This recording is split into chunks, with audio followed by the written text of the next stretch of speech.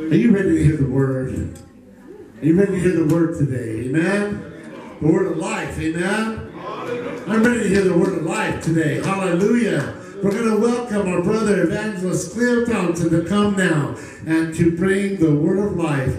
The word that brings life. Hallelujah. And he has a catchy title today. I can't wait to hear the message. So let's receive our brother Cleo Thompson.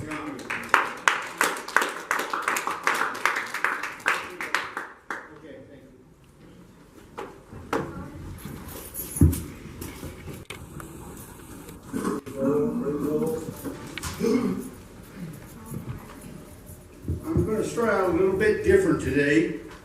I'm not going to read the text yet. I've got some other stuff that God has kind of spoke to my mind and He wanted me to speak out, and it's not very pleasant, but I'm going to say it anyway. And that is, for years now, of course I've been around God for 60 years. My mom and dad, they used to go to church once in a while. They didn't go all the time like they should have, but they did go once in a while. And as a child, I would go in that church and I would feel the Spirit of God. And as time went on, of course, I wound up starting to serve God and doing what He wanted me to do. And I had some funny experiences in my life. I don't know what you think about being slayed in the Spirit. I was slayed in the Spirit 3 times in my life. One time in Woodland, one time in Sacramento, and one time in Folsom. And each time that God had slayed me in the power, there was a real need in my life. I mean, a real bad need in my life for one of my boys. My sister knows about it, and my nephews and stuff, they know about it too. But it was really a hard time, but God brought me through it. And I wanted to tell you this here because the churches nowadays are changing so much. It's hurting my heart. It's really hurting my heart.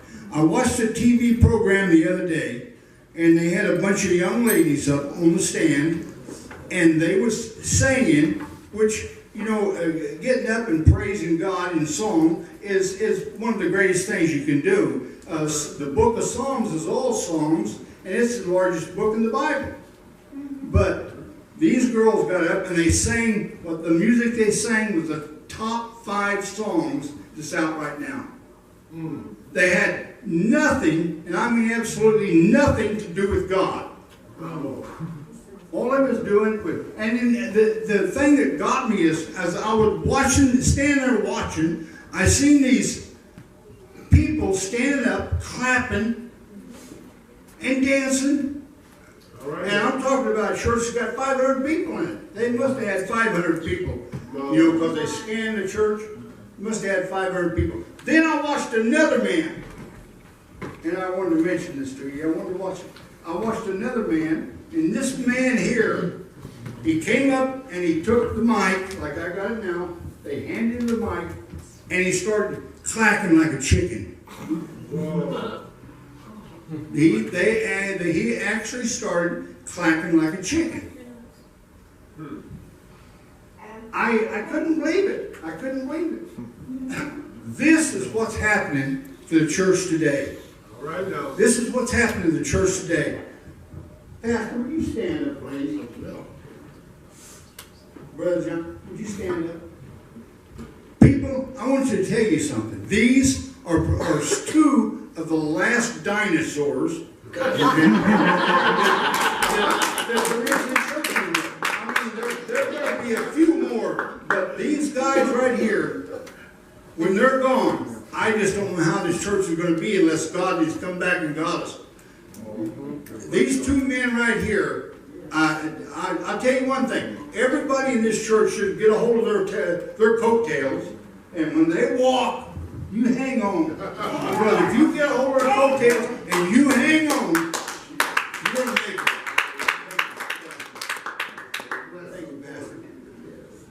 I want to give you the text now. I'm going to be reading from Kings. Let's see, where's it at here? Kings, the 19th chapter, 19th and 20th verse. First and second. First and second.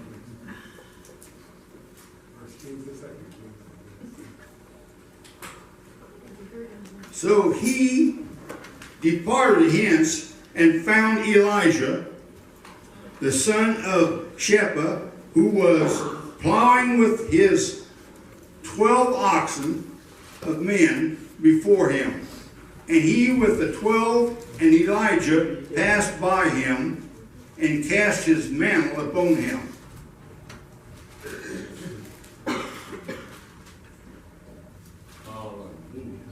And he lifted the oxen, and he left the oxen and ran to Elijah, after Elijah, and said, "Let me, I pray you, kiss my father and my mother, and go back for what I have done to you." And he returned back from him and took a yoke of oxen, people, and killed them and boiled them, their flesh, in the plows, water. Fire. See that plows in those days were made out of wood. They weren't made out of metal. It was made out of wood. So he took the wooden plows he had and the yokes he had to build a large fire, and he cooked the cows or the oxen, whatever you want to call them, and then he called his neighbors to him, and he gave out all of this food for them to eat. Wow. All right, though. All right. Now you might say, "Well, Brother Thompson, what does this have to do? What does this have to do with us?" Well, I'm going to tell you something, people. Everybody needs to get rid of the plow and the cow. Come on. All right, now. The plow and the cow, they need to get rid of it. And if you have not got rid of the plow and the cow, you need to start thinking about it.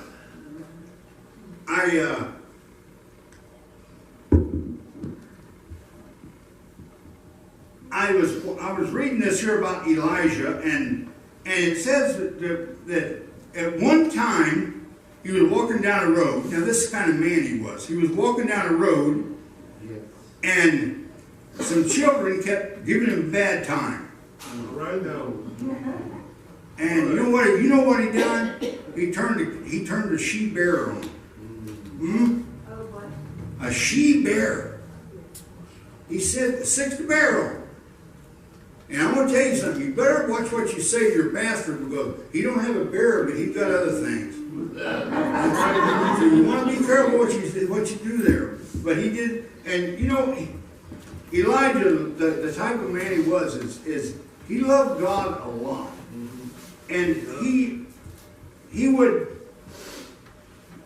get a hold, like I told you to do with your pastors, he would get a hold of Elijah's coat pocket, and he would hang on. And Elijah would tell him, he'd say, "Elijah, I'm going to go over here for a while." Right now. And he'd say, "And I want you to stay here." And he'd say, "No." He said, "Wherever you go, I'm going." Yeah, right. And later on he'd say, "Elijah," he'd say, "Elijah, I want to go over here, and you stay here." And he'd say, "No, I'm not going to do that. I'm going to follow you." That man would not turn loose of him. He did not turn loose of Elijah until Elijah was taken up taken up in the chariot of fire. But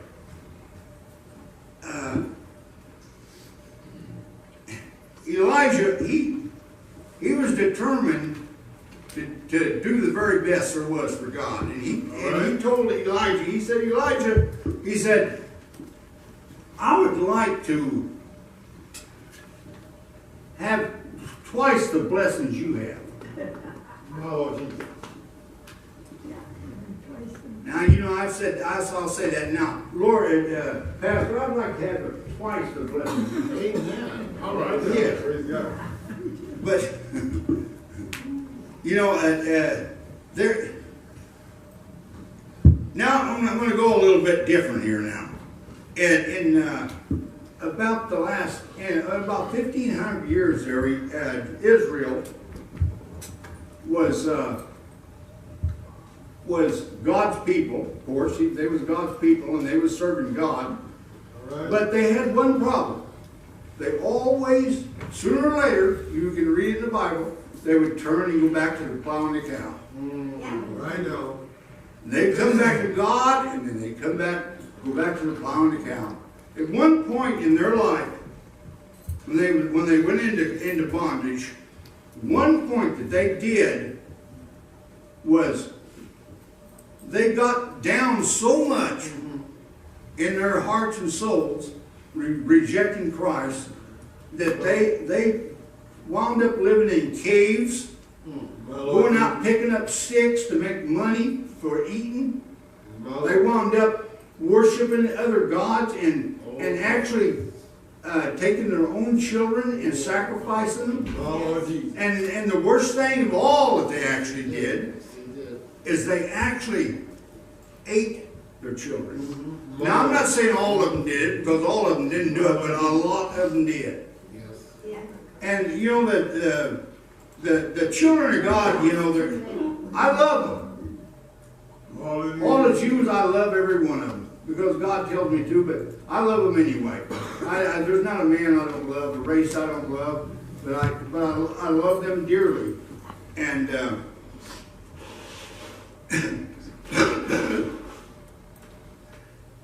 I'm going to tell you a little story now.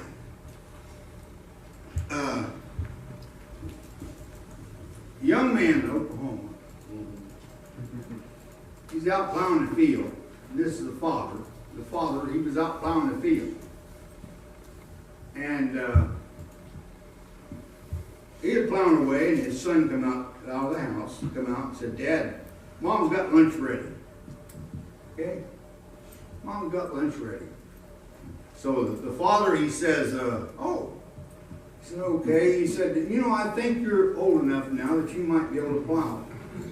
Right now. Now, they wasn't actually plowing the field. What he was doing was planting corn. I said plowing the field, but he was actually planting corn. Right And if you've ever planted corn with a horse and a little corn planter, it's only about so high, and it has a wheel on it and the wheel, when it turns every eighth of a turn or so, it will punch a hole and drop the little piece of corn in it. Yeah. And it'll cover it up, and it'll do about an inch further back, down the row, it'll drop another one. And so the boy, he looks at his dad and he said, I can do that, Dad. And I looked at the pastor and I said, "I can do that, Pastor." But his dad said, "Okay." Now he said, "There's a couple of rules you got to go by." He said, "Number one, you want to keep your row straight." All right. You want to keep the row straight. It's very important. Number two, you want to check the plow and make sure that it's not clogged up and you're still dropping seed. All right now. Okay? You're still dropping seed and you're still going straight ahead. And he said, "Oh, Dad, I got it down. I know exactly what to do. I got it down. All right. I got it down, Pastor. I know what I'm doing." And so his dad goes up to the house and he gets something to eat. Pretty soon he comes back, and the boy had been planting seed all along, and he was watching the birds landing out in the field, and they was eating the worms and the bugs. And, he was just having a good time. Had a big smile on his face. He was planting seed, man. He was planting seed for his dad. His dad come back out and he said, "Son, did you keep the row straight?" Good. All right now. They looked down the row there and you could see just a little weave in the row. See, the little boy didn't notice the little weave in the road because he had his mind on other things, and he didn't notice that little weave in the road. But it was there. And they had to reseed that whole area because when he asked him, "Did you check the cedar?" He said, "Oh, I forgot, Dad." So he didn't check the cedar, and he didn't watch the road. So actually, he really didn't do anything except waste some corn and cost them some time. All right. And go down to Matthew. I want to go to Matthew now. Matthew. Let's see, where's it at here? Matthew 7. Matthew 7:13 through 20.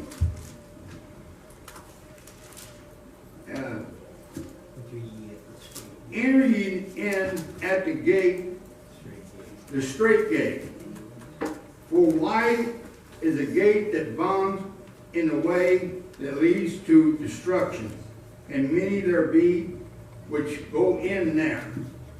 Because straight is the gate, and narrow the way which leads unto life, and few be that follow that. The story I told was my own true story. Wow. And the story that God tells is my own true story. I was like the little boy in the Bible here, like the little boy in the Bible here. But they was grown people in the Bible, and you notice he said, "Wide is the way to destruction." Wide is the way to destruction. They said there's two on the tree, on the housetop. One would be left and one would be taken. Right. But I really believe that the way the world is going now, because I believe that what they was talking about, the people on the housetops and the people working in the gardens and stuff like that, I believe God was talking about Christians. I don't think he was talking about lost people, because they was all lost. But I believe he was talking about people that claim to be Christians. And I believe that it's a lot more lost than saved in the Christian world. You look at these people, you look at people like that there, and I've had them tell me all kinds of things. I've had them come and tell me, I don't know about that. I'd say, well, that's the way it is, But anyway, so there's coming a day that let's see how we put it. Your news media is going to be looking over Israel. Mm-hmm. They're going to be watching Israel. All right. And they're going to be saying, well, Israel is just about finished. Within a day or so, Israel will be no more, and all the people will be gone. All right. They will have them all killed, and they'll all be gone. And they was talking this way here, and then the one news media man, he looks up and he says, "What's that bright thing in the sky?" All right. So, well, what's that bright thing in the sky? And riding a white horse. And he watches for a little bit, and he said, "That's Jesus." All right. That's Jesus. Look at all them little white horses. Yeah. That's you people. That's you people. And honey, when you come back with Jesus, you're going to be 33 and a half years old. Now I believe that because Jesus said we was going to be like him. So I believe that. Sis, you're going to be 33 and a half years old. Oh, Pastor, you're going to have a six-pack for Sunday. Look at that, folks.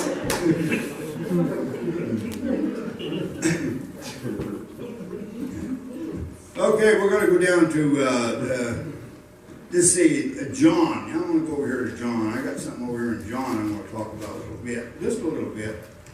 And then won't be totally long, and I'll give you back to the pastor. John 21, 15 and 17. John 21, 15 and 17.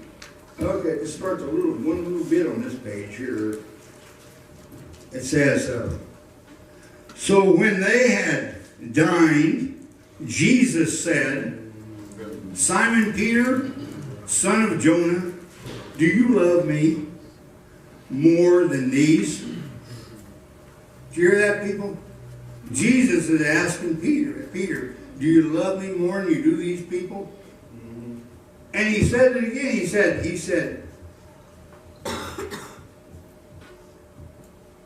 He said unto him, yes, Lord, you know I love you. And said unto him, feed my sheep. He said again to him, the second time, Simon, son of Jonah, do you love me? He said unto him, yes, Lord, you know that I love you. He said again unto him, feed my sheep. And he said unto him the third time, Simon, son of Jonah, do you love me? Peter was grieved because he had said unto him the third time, do you love me? Jesus, isn't that terrible? Jesus having to say, do you love me 3 times? But see, Peter's love, I mean, what Peter was saying on this here, Alphaleo, which in the Greek means, I like you. Peter was saying to God, I like you. He was not saying I love you. He was saying I like you in the Greek. Jesus was saying to him, agape. Yeah, agape love. Can you believe that? Can you imagine how Peter must have felt when God said that to him the third time? I want to ask you something tonight. In your hearts, each and every one of you, do you like God or do you love Him? Love it. Do you like God or do you love Him? Dear God, thank you, Jesus. Okay, in Jeremiah, I was thinking about Jeremiah, and Jeremiah, he was a great man of God, really was. They call him the weeping prophet. Jeremiah, they took Jeremiah and threw him down the pit. A pit in the ground. Put chains on him. Put a yoke around his neck. But Jeremiah never gave up preaching. But you know something? Out of all the years that Jeremiah went and done what God told him to do, all those years, all those days, all that suffering, all that, no one ever came to Jeremiah and said, I believe you. Not one person. In the whole book of Jeremiah, you will not find one man saying, I believe you, Jeremiah. Right. They all turned their back on him. They all laughed at him. But I don't know, people.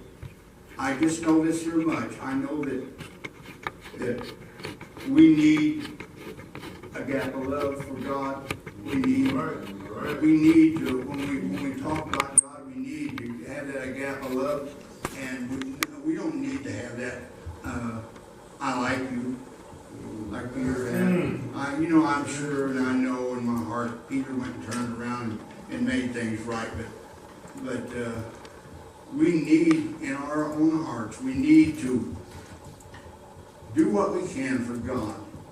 And Pastor, I've got more, but I'm not going to, I think I've done enough. I'm going to let you have it, take over, Pastor, and